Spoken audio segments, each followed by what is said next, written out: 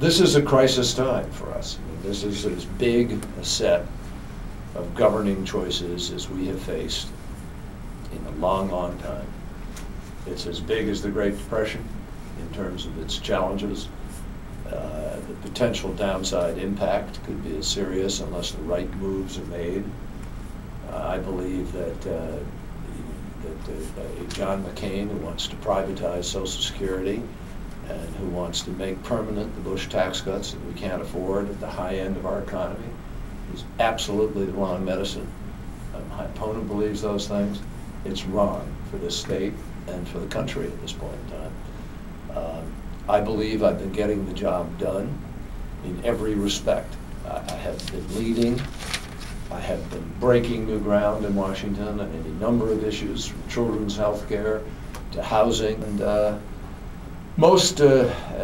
we have to do global climate change. I have been the leader in the Senate together with Barbara Boxer on that. I was chairman of the Bali delegation. We can get a bill passed, but it's going to be complicated. But it's part of rebuilding the economy. It's not a drag on the economy. It is the new economy.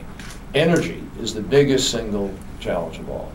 And we will not be secure as a nation, economically or physically, until we reduce our dependence on fossil fuel oil and move to a new economy and a new source. We can't send $1 billion a day to Saudi Arabia. So that's the challenge. And it's as big as it's ever been in all the time I've been in public service. I have the energy, I have the focus. I want to go back to Washington and continue to fight for these things. And we've got to restore America's position in the world, obviously. We can't be spending $10 to $12 billion a month in Iraq. A month. That's what we're spending in Iraq today. And you cannot win the global war on terror by occupying Iraq, period. Al-Qaeda is stronger. It's in some 60 to 80 countries now. It's attracting more terrorists because of the way we've behaved. The United States has got to change the way we approach the world. And that will save taxpayers money here at home. It will restore America's ability to do business in the world. And ultimately, it will help us transition to this new global economy with energy and other things. Senator, how can we win the war against global terror? It's not militarily, principally. Will the military be needed? Yes, of course. Are there people you have to chase after and take out? And are there conflicts occasionally where we're going to have to potentially use force? Absolutely, that's the world.